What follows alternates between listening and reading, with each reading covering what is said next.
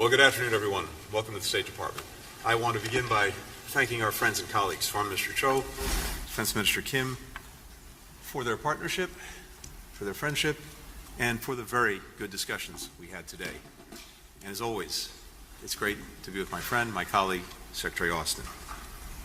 In 2021, the two of us made our first foreign trip together, and we visited Seoul, as well as Japan. This was our first overseas trip, and the first 2+2 of this administration.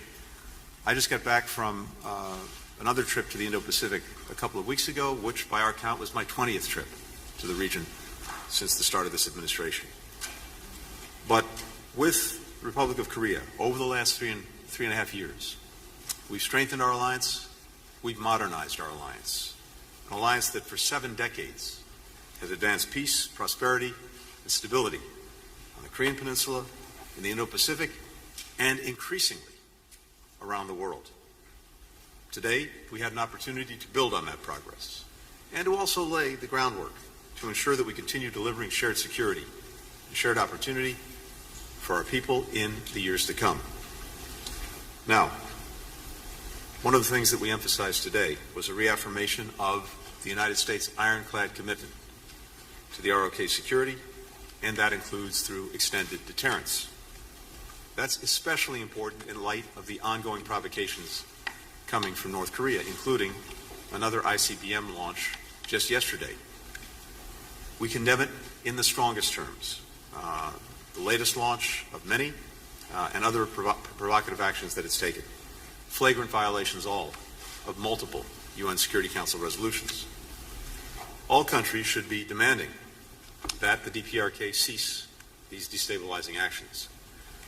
We are closely consulting with our partners and also with Japan. In fact, Foreign Minister Cho and I were on the phone early this morning with our Japanese counterpart, and we will be focusing, as always, on this in the days to come, including the actions we'll take in response.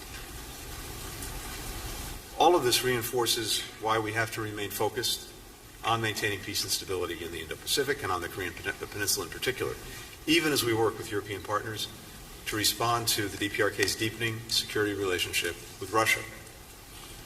We now assess that there are some 10,000 North Korean soldiers in total in Russia. And the most recent information indicates that as many as 8,000 of those North Korean forces have been deployed to the Kursk region. We've not yet seen these troops deploy into combat against Ukrainian forces, but we would expect that to happen in the coming days. Russia has been training DPRK soldiers in artillery, UAVs, basic infantry operations, including trench clearing, indicating that they fully intend to use these forces in frontline operations. Should these troops engage in combat or combat support operations against Ukraine, they would become legitimate military targets. Now, one of the reasons that Russia is turning to these North Korean troops is that it's desperate. Putin has been throwing more and more Russians into a meat grinder of his own making in Ukraine. Now, he's turning to North Korean troops, and that is a clear sign of weakness. Russia's been suffering some 1,200 casualties a day in the east, more than at any other time during the war. And with the deployment of these North Korean troops to Russia and now to the front lines, this is the first time in 100 years that Russia has invited foreign troops into its country. Our two sides today discussed a range of options in response, and we're closely coordinating with allies and partners, particularly our European partners. We're continuing to surge security assistance to Ukraine from the United States, and we'll announce more in the coming days. What we're also seeing underscores the indivisibility of security between the Indo-Pacific and Euro-Atlantic theaters, something that is clearer and clearer to all of our allies and partners in both Europe and the Indo-Pacific.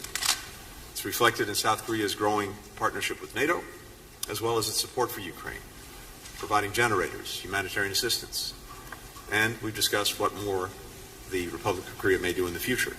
But in all of the conversations that I've been having with partners in both Europe and the Indo-Pacific, increasingly we see a focus on the indivisibility of the security. With regard to China, we discussed the need to responsibly manage our competition with the People's Republic of China. We agreed that China should do more to curb the DPRK's provocative actions and to stop support for Russia's defense industrial base, which is helping to perpetuate the conflict and the aggression by Russia in Ukraine. In the face of China's unlawful maritime claims in South China Sea, we remain committed to upholding freedom of navigation and freedom of overflight. We also underscored the importance of maintaining peace and stability across the Taiwan Strait. Even as we address these security challenges, we're also working together to expand our economic cooperation in ways that are having clear, direct, and powerful benefits for people in both of our countries. South Korea is now America's #1 source of foreign direct investment. And this is really worth reflecting on because foreign direct investment may be the best measure of trust and confidence because you don't make these investments unless you believe in the future of the country that you're making the investments in. So it's a powerful gauge of the confidence that South Korea has in the United States. And more broadly, we are the #1 recipient of foreign direct investment in the world. Again, a very powerful indicator of the way the world sees the United States. Thanks to the CHIPS and Science Act, thanks to the IRA, since 2021, Korea's companies have pledged to invest $140 billion in the United States, and that will help create some 100,000 jobs. And those jobs will be in the industries of the future. We're now Korea's second largest investor. Together, we're advancing a shared economic vision for the Indo-Pacific and actually for the world. These goals are bolstered by growing trilateral cooperation with Japan, building on the historic Camp David summit that President Biden convened and hosted. And we look forward to another trilateral summit at the earliest opportunity. I mentioned at the start that Korea is increasingly a powerful and consequential leader around the world, a global pivotal state. It hosted the Summit for Democracy in March. We look forward to Korea hosting APEC next year. And together, we are working to uphold the rules-based international order, the UN, right now in the Security Council, where Korea is a member. Our alliance is continuing to do what it does best, which is deliver real results for our people, real benefits for Americans and for Koreans, and we're grateful for the strong bipartisan support that we enjoy in Congress for the alliance. President Yoon has said that the United States and Korea are marching together toward the future. Today, it's another reflection of the work that we're doing together, the fact that we are joined together in building a better, more secure, more prosperous future for all of our people. Thank you. Lloyd. Mr. Cho. Oh, Minister Cho, you're right. Thank you. Thank you, Tony. Tae-yul. 먼저 오늘 제2차 한미 외교국방장관 회의를 First of 주최하고 all, I would like to 우리 extend 대표를 my sincere 따뜻하게 gratitude 환대해주신 to Secretaries Blinken and Austin 오스틴 for 국방장관님께 co-hosting 감사의 the 말씀을 6th 드립니다. ROC U.S. Foreign and 지정학적 Defense 폐해 Ministers 전환기를 meeting 맞아 today and warmly 지역 및 welcoming the 글로벌 Korean 안보 위협이 delegation. 갈수록 In this time 심화되고 of 있는 geopolitical 엄중한 안보 transformation, 상황 where 속에서 regional and global 양국의 security 외교 threats are 국방장관이 ever 함께 모여 increasing, 공동의 causing 대응 방안을 grave 논의한 security 것은 landscape, 매우 our two 의미 nations' 있고 foreign and defense 시의적절한 ministers have come 것이었다고 together 생각합니다. and discussed joint 우리는 오늘 responses, 회의에서 which was an 한반도 문제와 extremely meaningful and 동맹 timely 강화 endeavor. 방안 그리고 In 지역 today's 및 meeting, we 글로벌 이슈에 addressed 관해 the Korean Peninsula 포괄적이고 matters, 심도 ways 있는 to 협의를 strengthen 갖고 the 이를 alliance, 토대로 as well as 공동 regional 성명에 and global issues 합의하였습니다. by having 특히 comprehensive and 최근 in-depth 북한의 러시아 discussions, 파병을 based on 포함한 which we 여부 agreed on a 군사 joint 협력이 statement. 다수의 The 유엔 안보리 결의에 DPRK's 대한 troops dispatch 명백한 included 위반임을 its military 재확인하고 cooperation with Russia 가장 is a 강력한 clear 언어로 violation of the 이를 UN Security 규탄하였으며 Council resolutions. 북한군 파병을 Reaffirming this, 포함한 we condemned it in the 일체의 불법 strongest 군사 language 협력을 possible and 즉각 called for an 중단할 immediate 것을 stop 강력히 to such 촉구하였습니다. dispatch and all other 북한군의 illegal 파병은 military 러시아의 cooperation. 불법 우크라이나 The 침략 DPRK's 전쟁을 troop 더욱 dispatch will further 지연시킬 뿐만 prolong 아니라 Russia's illegal war 한반도는 of 물론 aggression against 유럽 지역의 Ukraine 평화와 and 안보에 place 대한 not only the 중대한 Korean 위협이라는 Peninsula 데 but also 견해를 Europe's 같이 하고 peace and security 향후 under 긴밀한 a 정보 grave 공유와 threat. 공조를 A 바탕으로 view that we share. 상황 전개에 Going 따른 forward, based 필요한 on 대응 close information 조치를 sharing and 취해 coordination, 나가기로 합의하였습니다. as circumstances evolve, 우리는 we 북한의 agreed 완전한 비핵화 to take 목표를 necessary 재확인하고 measures accordingly. 북한의 We 지속적이고 reaffirmed the 불법적인 goal 미사일 of complete 도발과 denuclearization of the WMD 개발을 DPRK, 강력히 its ongoing 규탄하였습니다. illegal missile 특히 우리는 communications and nuclear 어제 and 북한의 WMD 장거리 development 탄도미사일 were strongly 발사가 condemned. 한반도와 Especially 국제사회의 평화와 the 안전에 심각한 DPRK's 위협이자 launch of a 유엔 안보리 long-range 결의에 missile 대한 yesterday 중대한 위반임을 was a 지적하고 grave 이를 violation of the 강력히 UN Security 비판하였습니다. Council resolutions 우리는 and 북한의 a threat 상습적인 to the 안보리 Korean 결의 Peninsula 위반 행위에 and the 대해 world. 대북 제재 조치가 To address the 보다 DPRK's 강력하고 habitual 실효적으로 이행될 수 있도록 violations of the UN 국제사회의 Security Council 협력을 resolutions and 지속해 ensure strong and 나가기로 effective 하였습니다. enforcement of 이와 North 관련 Korean sanctions, 한미 양국은 we are resolved to 새로운 안보리 continue our 대북 제재 partnership 이행 with 감시 the international 메커니즘은 community 다국적 to 제재 ensure 모니터링 its 팀 nuclear and missile MSMT의 development 출범을 become another 환영하고 strategic 국제사회의 대북 제재 asset, 이행을 계속 but a 견인하기 위해 liability to the 긴밀히 DPRK. 공조해 나가기로 Active 하였습니다. diplomatic endeavors will be 한미는 made to this end. 북한의 And 미사일이 also, our two 북한에게 countries 전략적 welcome the 자산이 launch 아니라 of a new 부채가 mechanism to 되도록 monitor the 계속 UNSC 적극적인 노력을 sanctions implementation 기울여 against the 나가기로 하였습니다. DPRK. The 우리는 multilateral 윤석열 sanctions 대통령이 monitoring 8.15 team. 통일 독트린에 대해서도 협의를 We also 가졌으며 had discussions on 미국은 President 자유평화 Yong-hyun's August 원영의 통일 15th 한반도 unification 시대를 위한 doctrine 윤 and for his 대통령의 vision 비전에 of 대한 realizing a free, 지지를 peaceful and 재확인하였습니다. prosperous Korean peninsula 우리는 that's 또한 reunified. 작년 The 4월 U.S. 윤 대통령 reiterated 국빈 its 방미시 support. 발표된 Last 역사적인 April, 워싱턴 President 선언의 Yoon's 후속 state 조치를 visit to 통해 the U.S. 가일층 unveiled 강화된 the historic 확장 억제 Washington 협력을 Declaration. 기반으로 Its follow-up measures 백기반 have further strengthened 흔들림 없이 extended 발전시켜 deterrence 나가기로 cooperation, 하였습니다. based on which we 미국은 also agreed to 한국에 대한 steadfastly 확고한 develop a 확장 억제 nuclear-based 공약을 alliance. 재확인하였으며 The U.S. reaffirmed its 양국은 unwavering 한국에 대한 extended 북한의 deterrence 어떠한 commitment 핵공격에 to the 대해서도 ROC. Any nuclear 즉각적이고 attacks on the ROC by the DPRK 결정적인 조치로 will be 대응할 met with a 것임을 swift, 분명히 overwhelming, 하였습니다. and decisive 우리는 response. 한미 We made it 상호방위 clear. 조약이 우주 We 사이버 confirmed 영역에도 that the ROC 적용됨을 U.S. mutual 확인하고 defense treaty 우주 사이버 extends to space 공간에서의 and 억제를 cyberspace 더욱 domains 강화해 as well. 나가기로 하였습니다. Deterrence in 또한 these areas will be 과학기술 further 및 bolstered 방산 as 협력을 we 강화해 agreed. In addition, 동맹의 기반을 cooperation in 더욱 defense, 튼튼히 science, and 다져나가기로 technology, as well as defense 우리는 industry, will be 인체 further 지역의 규범 기반 reinforced 국제질서 to render the 수호를 foundation of the 계속 alliance 긴밀히 even stronger. 공조해 나가기로 To 하였습니다. safeguard the rules-based 영내 international 어떠한 order in the 일방적 Indo-Pacific, we 현상 agreed to 변경 continue 시도에도 working in close concert. 강행과 We 상공 opposed 비행기 any 자율도 unilateral attempts to 유엔 change the status 해양법 quo in the 국제법이 region. 보장하는 Freedom of 기본적 navigation and 권리와 overflight is 준수되는 among the fundamental 해양 rights and 질서 obligations of the 매우 UNCLOS and 중요하다는 international 점을 law. 재확인하였습니다. Establishing a maritime order where 우크라이나에 such is 대한 guaranteed is 국제연대와 crucial, as we 지원 reaffirmed. 의지도 We 재확인하였습니다. also reiterated our 우리는 commitment to 올해로 international solidarity and 71년째를 support 맞이하는 for 한미 Ukraine. 동맹이 Now, 민주주의, 인권, in its 법치 등 71st year, 양국이 the 공유하는 ROC-US 핵심 alliance, 가치와 rooted in 양국 democracy, 민간 human rights, 확고한 rule of law, 신뢰를 and other 바탕으로 core shared 그 어느 values, 때보다 and 강력하게 unwaveringly 유지되고 trusted by our 있다는데 people, 의견을 remains 같이 하고 stronger than 동맹의 ever. 외연과 Sharing 깊이를 this view, we 더욱 agreed 확대 to further 심화시켜 broaden and 나가기 위해 deepen the alliance 앞으로 by convening 한미 regular 외교 국방장관 ROC-US 회의를 foreign and 정례적으로 defense 개최하기로 ministers meeting 합의하였습니다. going forward. 한미 외교 Such 국방장관 회의의 regularization 정례화는 of the 2+2 meeting would ensure that the ROC-US alliance, as one of the most successful alliances, engaged in more institutionalized and substantive cooperation. Thank you, Secretaries Blinken and Austin, once again. Minister Kim, Foreign Minister Cho, it's great to have you with us here in Washington. Today's meeting has once again demonstrated the importance of our ironclad alliance. Yesterday, Minister Kim and I discussed ways to strengthen and modernize our alliance's combined defense posture. And in today's 2+2, we talked about evolving our alliance into a comprehensive global partnership. So let me touch on three key points. First, we agreed today to further enhance our interoperability and strengthen our extended deterrence. Our countries are deepening our nuclear and strategic planning efforts through the Nuclear Consultative Group, and we're increasing the regular deployments of U.S. strategic assets on the Korean Peninsula. We also affirm that attacks in space or cyberspace that clearly challenge the security of the alliance could lead us to invoke Article 3 of the Mutual Defense Treaty. So to improve our awareness of threats in the space and cyber domains, we're enhancing our interoperability and information sharing. Second, we're expanding the cooperation between our defense industrial bases. That includes the U.S. Navy certification of ROK shipyards to maintain, repair, and overhaul U.S. Navy ships. And that will help keep our alliance resilient. And it will help ensure that we have the capabilities to deter potential foes and, if necessary, prevail in conflict.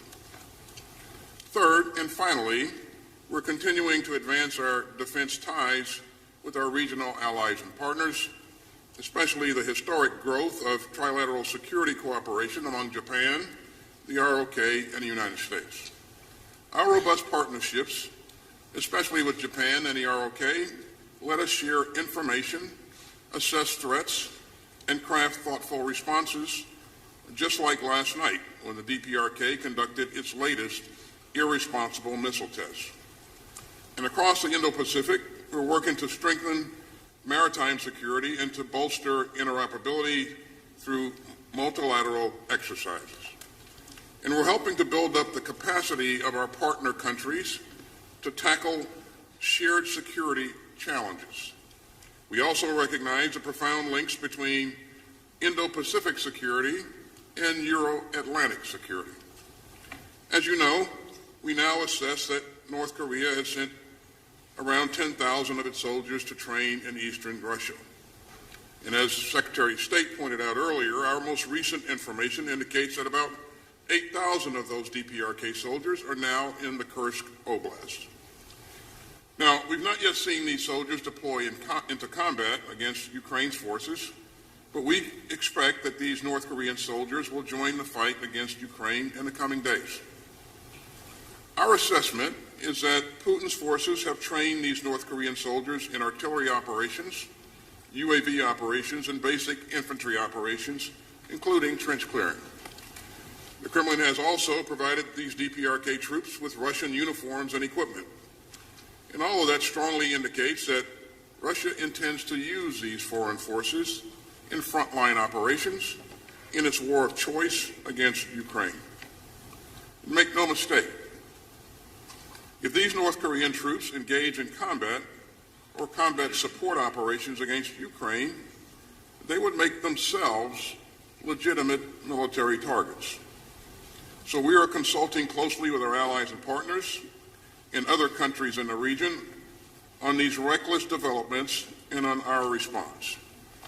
As I discussed last week in Kyiv, Ukraine's military continues to perform admirably on the battlefield, and Putin's forces have suffered serious losses.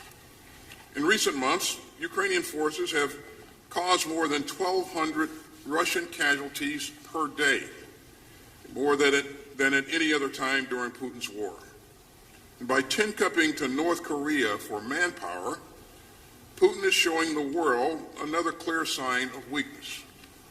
The Kremlin's North Korean gambit just underscores how badly Putin's war has gone and how much trouble he's in. This is the first time in more than a century that Russia has welcomed foreign troops onto its own soil.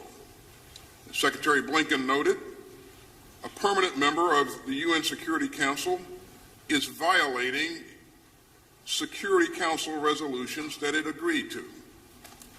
So at the direction of the President, the United States will continue to surge security assistance to Ukraine, and so will our allies and partners in the Ukraine Defense Contact Group. That includes artillery and air defense, armored vehicles, munitions, and other crucial capabilities. The United States will announce additional security assistance for Ukraine in the coming days.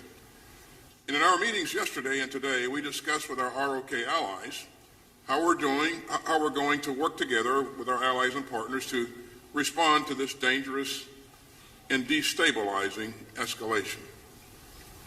We're also closely tracking other bullying by the DPRK, Russia, and the People's Republic of China. And that's why the United States and the ROK are working so closely with our partners to stand up to coercive, destabilizing actions in both the Indo-Pacific and the Euro-Atlantic. Our work together is central to ensuring peace and stability and to enhancing deterrence. Foreign Minister Cho and Minister Kim, thanks for your leadership and your commitment to this proud alliance. Minister Kim, over to you.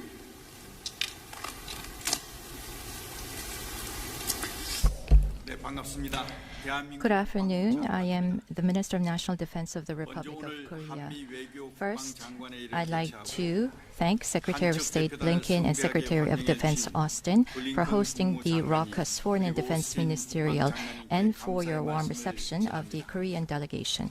The international community today is faced with complex challenges which threaten peace and security, and we are in the most stern security environment since the Cold War. It is at this time that the raucous foreign and defense ministers have gathered together to discuss raucous alliance development and various issues on regional peace and security, which is very timely and significant. At the meeting, we agreed that the raucous alliance is the core pillar of peace, security, and prosperity of the Korean Peninsula and the Indo-Pacific region, and we agreed to strengthen cooperation as global comprehensive strategic alliance. On North Korea's ICBM launch yesterday, we denounced this with one voice and urged North Korea to abide by the UN Security Council resolutions. Also, on the escalating North Korean nuclear and missile threats, we agreed to continuously strengthen cooperation on deterrence and response.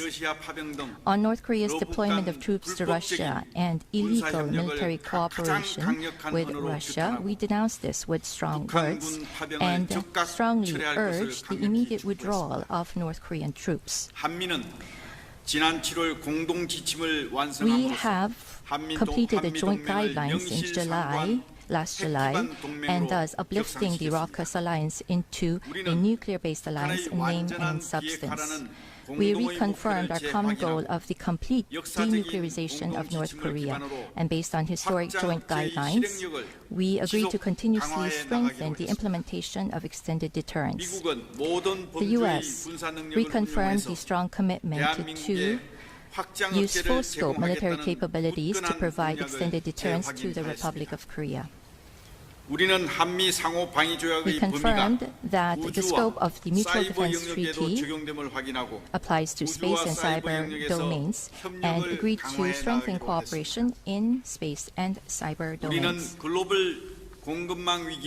To respond to new challenges, including global supply chain crises and advanced technology competition, we concurred that we need to evolve into a science and technology alliance and agreed to strengthen cooperation in defense industry and defense science and technology. We concurred on the importance of upholding rules-based international order in the region and on enhancing cooperation with other value-sharing countries. In particular, we agreed to strengthen ROK-US-Japan security cooperation, and based on our Indo-Pacific strategies, we agreed to expand cooperation with the ASEAN and Pacific Island nations. And in new areas of cooperation, such as AUKUS Pillar 2, we have agreed to create synergy. The meeting today, we assessed, is a cornerstone for developing the ROK-US alliance into a global comprehensive strategic alliance.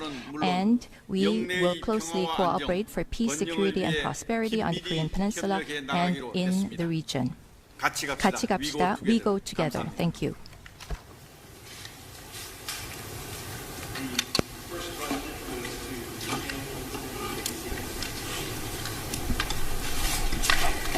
Thank you very much. Now, my first question is for the four of you. You discussed the need for Beijing to do more to rein in North Korea's aggression, but so far, China has been largely silent on North Korea's deployment of troops to help Russia's war effort.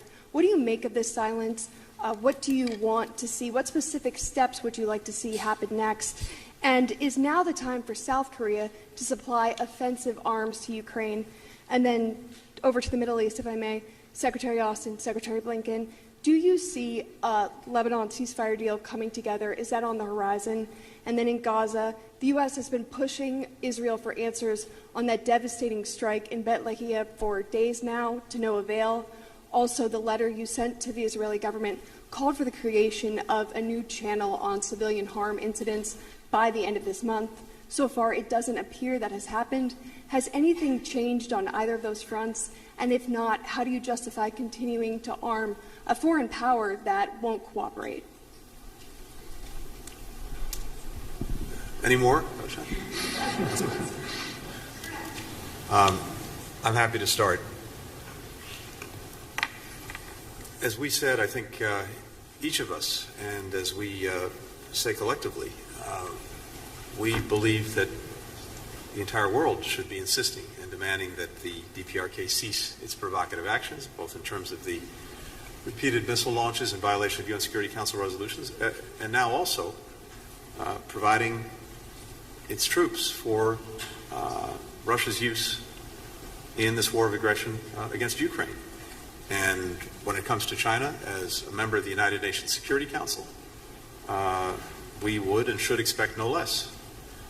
And we've had communications with China. In fact, we had a robust conversation just this week, and I think they know well the concerns that we have and the expectations that both in word and deed they'll use the influence that they have to work to curb these activities. So we'll see if they take action. But I think this is a demand signal that's coming not just from us, but from countries around the world that see what the DPRK is doing, both in the immediate region on the Korean Peninsula, but also what it's doing in Europe.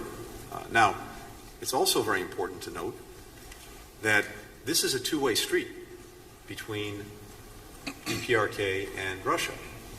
We're seeing what DPRK is providing to Russia in terms of troops. We're very focused on and concerned about what Russia might be doing in order to enhance the DPRK's capacities, its military capacity. That, too, should be of real concern to China because it's profoundly destabilizing in the region. On Lebanon, let me just say that we are working very hard and making progress on reaching understandings of what would be required for the effective implementation of UN Security Council Resolution 1701. This would be the basis of a diplomatic resolution to the crisis. It's important to make sure that we have clarity, both from Lebanon and from Israel, about what would be required under 1701 to get its effective implementation.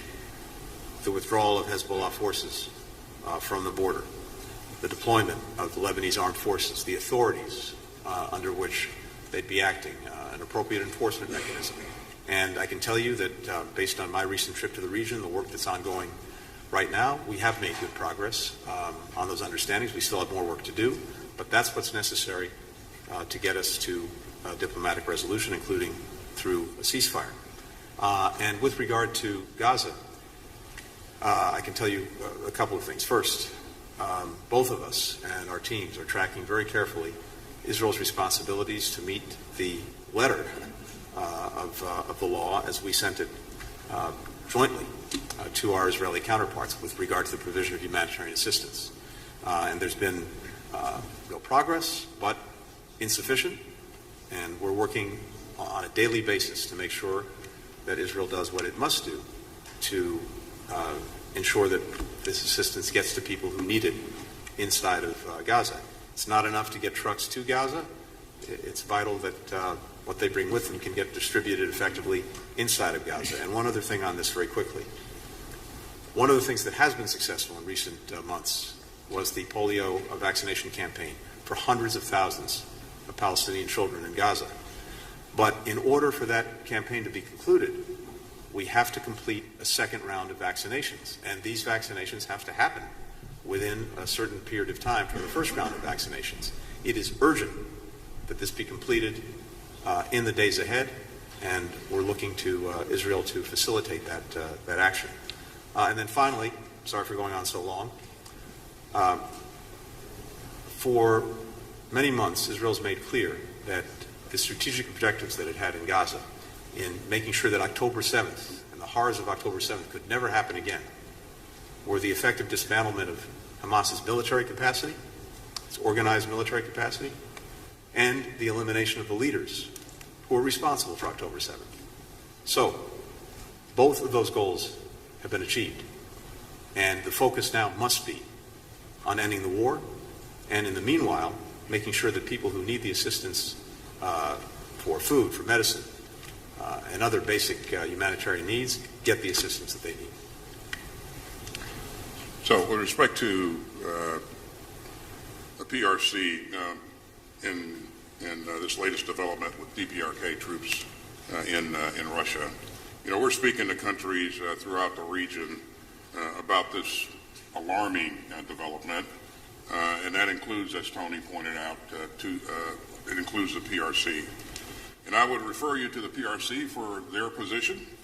But if China is serious about its desire for de-escalation, it should be asking Russia some hard questions at this point, and whether it intends to broaden this conflict by this kind of behavior. And so we'll continue to work with allies and partners, and make sure that we're doing the right things in terms of being prepared to move to the next stage in terms of holding DPRK to task. Regarding activities in the Middle East, I talk to my counterpart, Minister Gallant, routinely. I'll talk to him today, this afternoon, and every time I talk to him, I emphasize the need to protect civilians in the battle space and the need to provide humanitarian assistance to the people in Gaza. And as Tony pointed out, they have made some progress recently. We want to see them do much more, and we'll continue to emphasize that as we engage in the future. And again, we're hopeful that we will see things transition in Lebanon in a not too distant future. I think there's an opportunity for that to happen, but it's left to be seen when that will happen. But we'll continue to press to make sure that it happens sooner versus later. 네, 지금 최근의 진전 상황에 대한 중국의 입장에 대해서 Regarding China stance on the recent developments and what kind of measures that we will be 러브 asking 군사협력과 또 towards 북한의 China 러시아 파병 문제에 대해서 concerning 중국은 the 상당히 military 대외 입장 cooperation 표명에 between 있어서 Russia 신중한 and the DPRK 자세를 and 취하고 the troop 있습니다만 dispatch to Russia. 속으로는 상당히 China 불편한 has been 심정일 reticent 것으로 about 저희들은 추측을 making 하고 its 있습니다. position known, but I 중국이 believe 분명히 that 할 수 있는 역할이 it is 있다고 finding it 보기 very uncomfortable, the whole situation. 봄부터 중국과 Starting 계속 from 고위급 last 전략적인 소통을 spring, 해왔던 그런 because we know that there are 발판을 things 해서 that China can 앞으로도 do. We have 하반기에 been 있는 여러 engaging in 가지 high-level talks 고위급 and communication 회동의 with China 계기에 so that 이를 준비하는 그런 차원에서 we can 여러 make 레벨에서 relevant 중국과의 preparations. So 접촉이 we'll 있을 continue to 것으로 do 생각이 so 되기 going 때문에 forward, and we 그러한 will be 기회를 having 통해서 many contacts 우리 and 측의 우려를 interactions 전달하고 with the 또 PRC, 중국이 필요한 and 역할을 utilizing 하도록 those 그렇게 occasions, so we 촉구해 will 나갈 생각을 relay 가지고 our 말씀드리겠습니다. concerns and 그리고 thoughts 앞으로 to 우크라이나에 the 무기를 PRC. 지원할 And 것이냐라고 going forward, 물으셨는데 regarding our 최근 plan to provide 전쟁 weapons 상황에 to 대해서 Ukraine, 우리 정부 입장은 there was a 윤석열 대통령께서 question, 눈이 말씀하셨듯이 as was mentioned 러브 군사협력의 by the 진전 추이에 따라서 President 그에 Yoon, 상응하는 depending on the 조치를 developments 단계적으로 in 취할 military 것이라는 것을 cooperation between the 말씀드리고 그러한 DPRK 기본 and 입장하에 Russia, relevant 앞으로 measures, corresponding 러시아가 measures will be taken 북한이 accordingly. 러시아에서 어떠한 정도의 We need to 기획 see 수준을 the 유지하면서 level of 활동을 할 involvement 것인지 of 그에 the 대해서 DPRK 러시아가 forces 어떠한 반대표를 in 줄 것인지 Russia, 그런 and we 내용들을 also need to 살펴가면서 watch what kind of quid 상황하는 pro quo 조치를 취할 것이라는 the 것을 DPRK 말씀드리고 will be receiving from 어떤 Russia. 상황에 So we'll have to 예단해서 watch that 구체적인 before making a 조치를 decision as to 취할 the 것이다라고 하는 것을 weapon 밝힌 support 것은 that we will be 그런 providing to 것이라고 생각을 합니다. Ukraine. So we're not in a position to share the specifics. 네, 세 분께서 So the three earlier ministers have already mentioned much, but I'd like to just add one point. On the silence of the PRC, 중국은 아직까지 침묵을 China still continues to 지금 be 이제 silent. 관망을 하고 있다고 보는 게 정확하겠죠. I think the more clear 그래서 assessment is that it 사태가 is 발전되고 watching 악화되면 and waiting, 언젠가는 and if the 중국이 situation worsens, at one 중재자로서의 point, 역할이든 모종의 China, 역할을 할 것이다. either 그 시점이 as a 언제일까? mediator 저는 그렇게 or 생각합니다. any other 중국이 role 이게 사태가 may be 악화되면 intervening. So when the situation 중국의 worsens, 이익에 침해되는 순간이 올 거라고 there will 생각합니다. be a point when the interests of 중국의 China 이익에 will be 침해되는 violated, 순간 and 중국도 it is at 모종의 that 역할을 할 point that 것이다라고 China 저는 will 예상합니다. begin to play a certain role. For the next question, Sang-ho Song with Yonhap News Agency. Thank you. My first question is for Minister Kim and Secretary Austin. Yesterday, North Korea launched an ICBM. Do you assess that there was any Russian technological support vis-a-vis the latest ICBM launch? And regarding the SCM statement yesterday, the statement said that Minister and Secretary decided to include North Korean nuclear attack scenario in future combined exercises. Does that require any revision or update of ROK-US wartime operational plans? And when will that happen? Would that be applied to combined exercises in coming years or next year? Can you give us some clarity on the time frame? And my second question is for Secretary Blinken and Minister Cho. Can you tell us what specific steps South Korea and the United States are considering taking beyond just public condemnation if North Korean troops' actual entry into combat is confirmed? Thank you. So the first question was on the ICBM, and can you...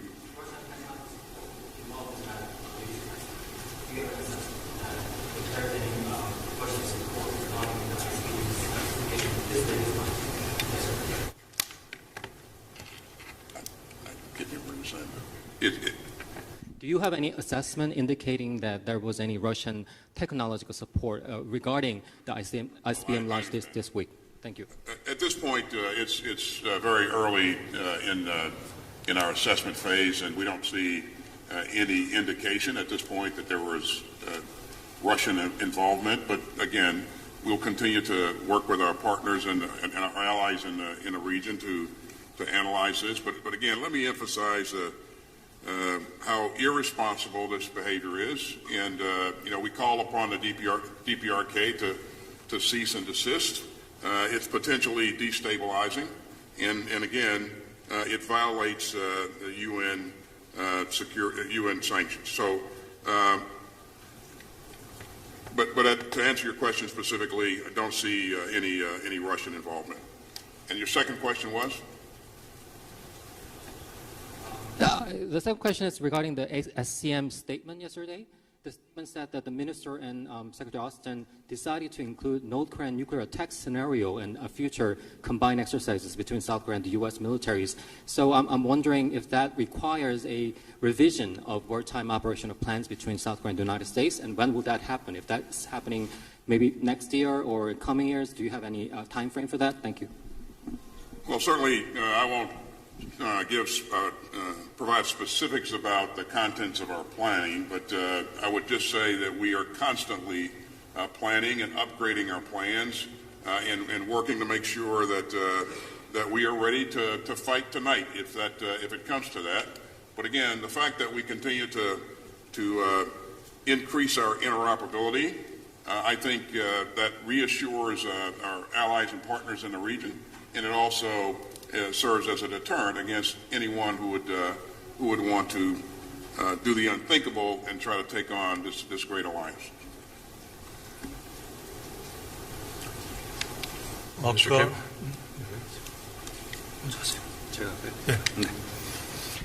우선 Firstly, 첫 번째 질문과 관련해서 on the first question ICBM 발사와 관련한 on North Korea's ICBM launch, was there a technical support from Russia? That has not been confirmed at the moment. And what we predict is that there is no evidence that Russian technology support was provided. Secondly, so combined exercises based on North Korean nuclear capabilities. In all of the operational plans, it is based on strategy, and based on the strategic plan, implementation happens. And so that is how we proceed with our exercises. And it will be implemented as soon as possible. So I think that is as far as I can say. 아까 그 공개적인 한미 양국의 공개적인 규탄 발언 이외에 Other than the public condemnation between our two nations, what specific actions are we considering? That was the question.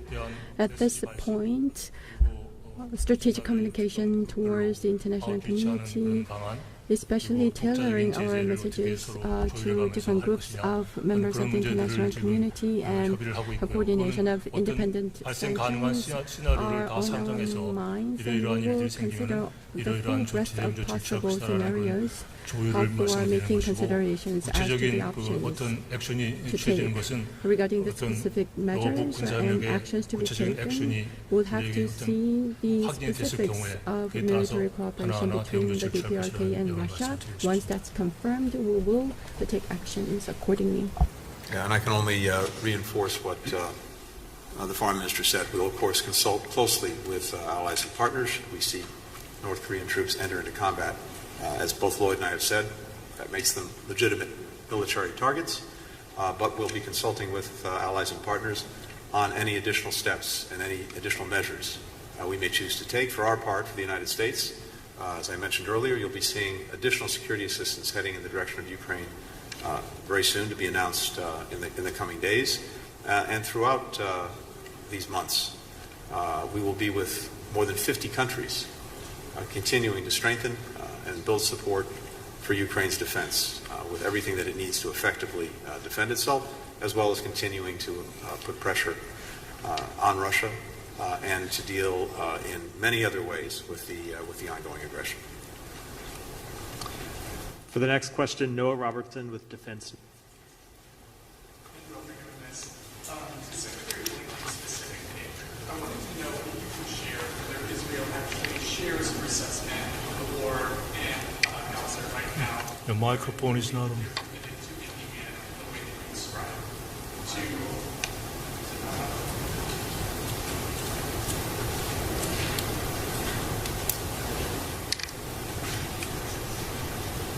Can you hear me? Did you hear the question, or should I repeat it? No, I got it. Thanks. Perfect, thank you. And to both Secretary Austin and Secretary Blinken, I wanted to know if you could describe the progress that you've seen in humanitarian aid and whether you believe with Gaza that Israel is on track to reach a sufficient level for your satisfaction, and if you could expand specifically on what channel that the U.S. has used to communicate with China about the DPRK's actions in Russia. To Secretary Austin specifically, I wanted to know, now that we have seen these 8,000 DPRK troops deployed toward Kursk, whether you think it's possible for Ukraine to hold on to its territory there, or whether it will have to try to consolidate its defenses given the losses in the east. And then if I could venture one more specifically to Minister Kim, could you specify the number of containers that the DPRK has provided to Russia during the conflict as it grows its cooperation militarily? Thank you. Thank you. Well, of course, I'll let Israel speak for itself, but I think it actually largely has. As I said, it's made clear repeatedly and publicly that the critical objectives that it had for making sure that October 7th could never happen again were the elimination of Hamas's organized military capacity, as well as bringing to justice those who were responsible for perpetrating October 7th, and notably Mr. Sinwar. Well, the latter is demonstrably done, and the Israelis themselves have said, and said publicly, that they have dismantled Hamas's military capacity. So on that basis, these are their stated objectives. Those objectives having been achieved at great cost in the lives of children, women, men, Palestinians, caught in this crossfire of Hamas's initiation and making, well, this would be the time to move to end the war. In terms of progress on the humanitarian aid, look, the letter that Lloyd and I sent, which is now in the public domain, even though that was not the intent, lays out a number of things that we expect to see them do. And I can tell you that as you go down the list, there are a number of them, a number of these steps have been taken, including, for example, reviving crossings that had been dormant, initiating and opening a new crossing into Gaza, some additional measures. Some are in train, others we've not yet seen. And so we're tracking this between us, between our teams, with the Israelis and those who are working on the humanitarian response every single day. I know, as the Secretary said, he'll be speaking to Defense Minister Gallant, I believe, later today, and I'm sure that will come up. So we're very focused on making sure that the steps that we outlined in the letter are actually taken and implemented and sustained. Because what we've seen in the past is this.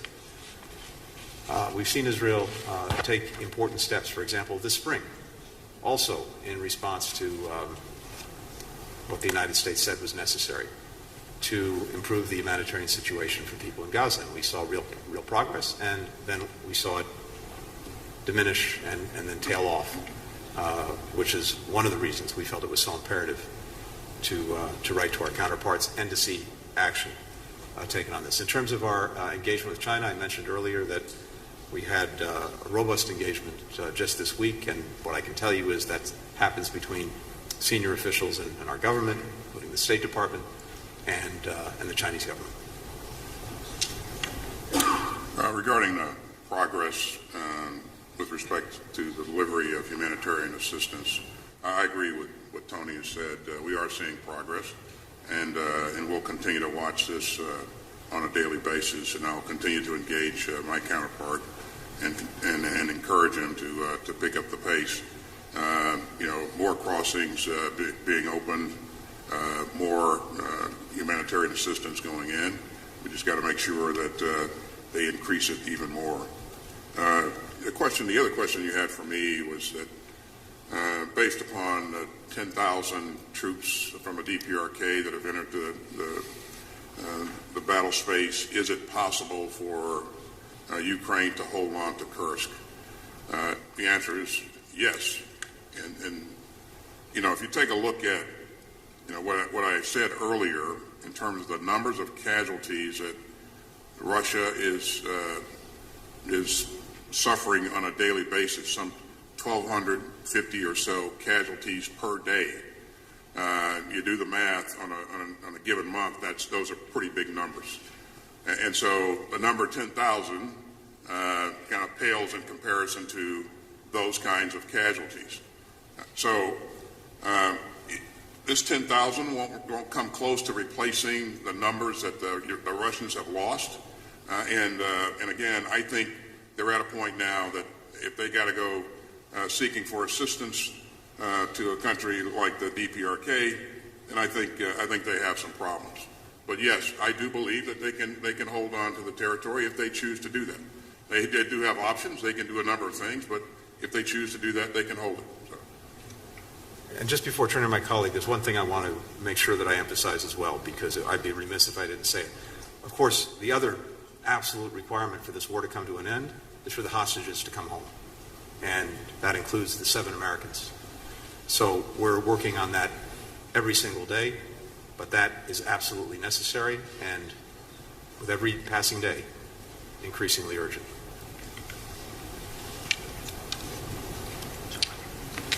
네.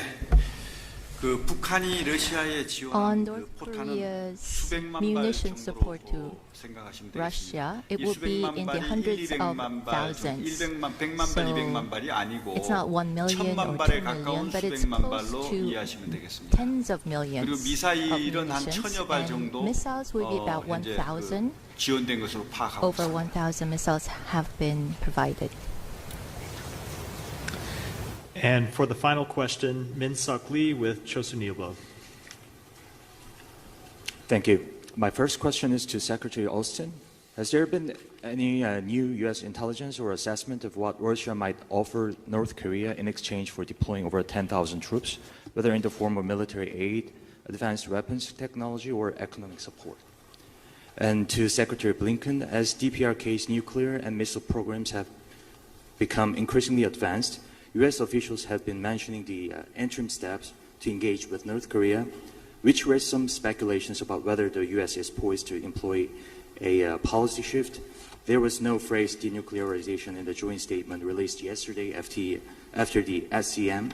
So is the U.S. moving the focus of its diplomacy from the pursuit of complete denuclearization of the North Korea to one of deterrence? Thanks.